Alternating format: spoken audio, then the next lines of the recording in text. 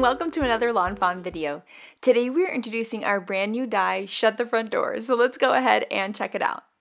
These are all of the pieces that the die comes with. You have the door, of course, the handle and the doorknob, a little stoop, and also a welcome mat too. And so you can see how you can layer all of these pieces to create a really cute interactive door. The door has this little embossed score line right there, and so I'm going to fold right along that line to create this door that can open and shut and be this kind of cute interactive element on your card. Once I have that folded and moving really well, I'm going to use some 1/8 inch score tape to go all the way around the frame of the door on the back of it. And I like using some strong tape for this because if someone's going to be opening and closing this door, you don't want it to just rip right off the card. So once I have some strong tape on there, I can remove that liner tape and then I can put it onto a card base or onto a piece of cardstock that's the same size of the door. And I'll be showing you that in a second. So once I have that lined up on my card, you can see that it's a really easy interactive element to add because all you're doing is just gluing down that little door jamb and then that door is going to move and you can have a little surprise hidden behind it. The other little extra pieces like the little stoop and the door handle and doorknob just add that little extra detail to it that makes it look really, really cool. And then I just love how it opens super easy but super, super cool.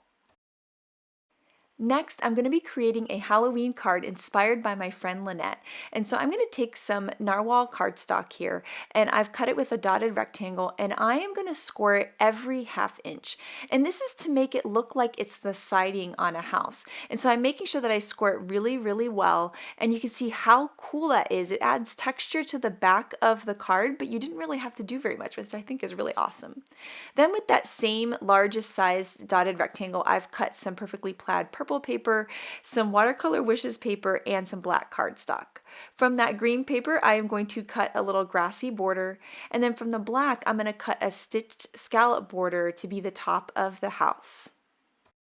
Then I'll trim down my purple piece to kind of be a little base for the house too. And so now I can layer those onto the piece that I scored, and you can see how we're sort of creating this backdrop of a house. So we're going to add that little scalloped edge to be kind of like the roof shingles, and then a little grass for the bottom of the house too. I've cut my door from some storm cloud cardstock, and I've also cut a stoop, a little cobweb, and a spider out of some black licorice cardstock. I've trimmed down some Watercolor Wishes paper there, which is the perfect glow for a house, to be the same exact size as the whole door. Then I've added my adhesive to the door frame and I'm going to layer that right on top of the door, and now the door is kind of its own thing. Then I can add the little handle and the doorknob, and I've got a really cool door with some yellow glow behind it. I'm going to add a spider to the front of the door to be a little Halloween decoration, and then a cobweb on the inside for another decoration. I'm going to stamp in some Versamark ink, the Trick or Treat sentiment. This is from the costume party stamp set. And I'm going to white heat emboss that on some black cardstock for kind of a spooky look. So I'm just going to heat that up, and now I have a bright, bold sentiment. I'm going to cut it with a little banner that I have there, except the banner was a bit too long. So I'm just going to line up the banner again and just trim off the excess, run that through my die cut machine. You can see how it's kind of like a little custom shaped banner there. Next up, I'm creating a standard size card base at 5.5 by 4.25, and I'm going to layer my piece on top and then start layering all of my die cut pieces. So I have that stoop that I'm putting behind the grass, and then the door is going to line up right on the top of the stoop. And then I'm going to add these cute little characters from Costume Party. So we have the little witch with her bowl of candy, and then we have the trick-or-treaters that are coming to the door. So I'm adding the trick-or-treaters with some foam tape, and there you can see them. They just look so cute, and I'm going to add a little trick-or-treat bucket there for the little dino. And then I'm going to take my sentiment and just add that on with some foam tape too. And then for a little finishing touch, I'm going to add some glitter pen here with my Wink of Stella pen to the cobweb and the little spider web on the front of the door. And then this card is done. It's really cute, it's interactive, but it's really, really easy to do. And I just love seeing that little witch with her candy behind the door. It just makes me smile every single time. Now, one of the things I love about the Shut the Front Door die is that it can be used for any type of holiday. So I'm going to do a fall card next, but you could do Christmas or spring or anything just by changing up the colors. So in this case, I'm using some craft cardstock because I wanted it to look very fall. Then I'm taking the mini wreath die and I'm cutting it from some fake tan and sunflower cardstock to create a fall wreath instead of a Christmas wreath, which I thought was really fun. So by layering those two, you can see how cute and what a fun fall wreath it is for this door.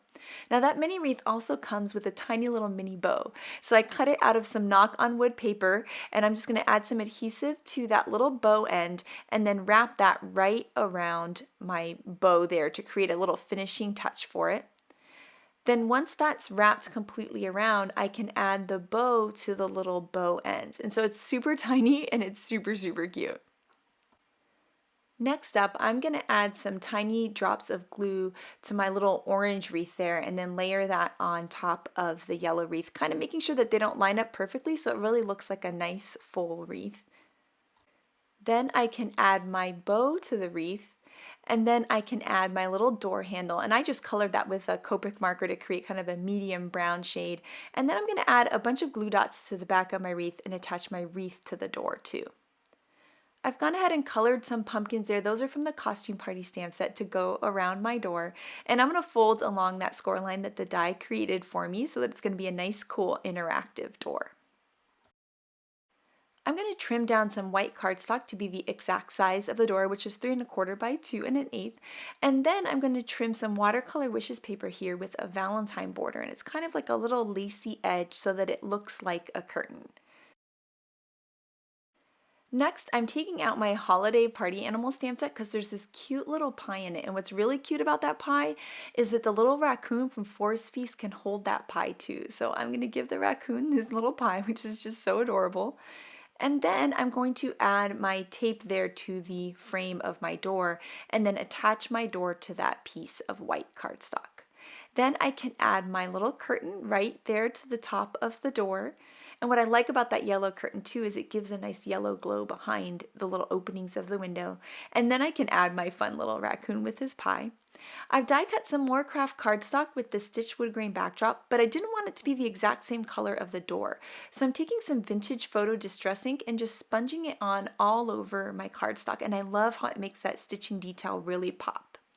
Then I'm going to trim 1/8 of an inch off either side because I didn't want to have that dark edge on there, so I'm just going to trim that right off.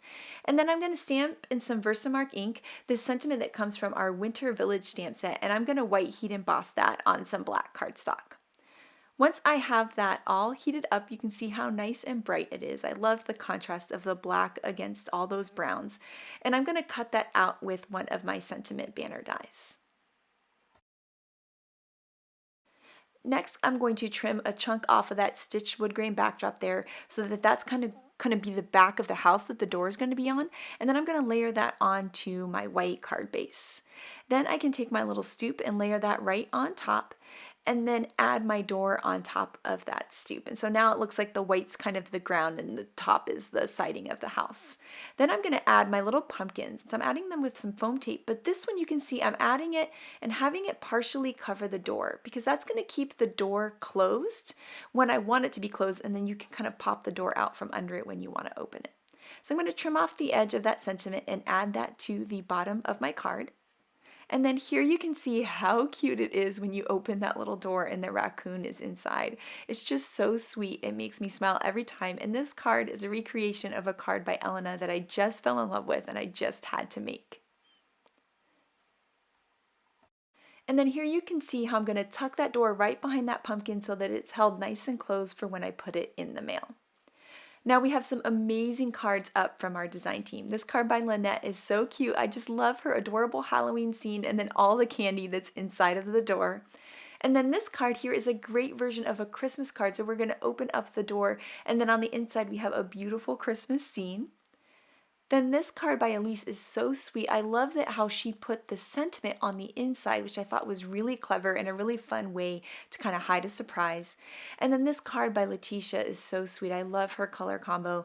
And then here's the card by Elena that inspired me to create mine. And then of course we have the card by Lynette that inspired me to create the card at the beginning. So I cannot wait to see what kind of amazing Shut the Front Door cards you guys create because I know they're going to be so cool. So make sure to share them with us. Thank you so much for watching today and have an absolutely amazing day. Bye!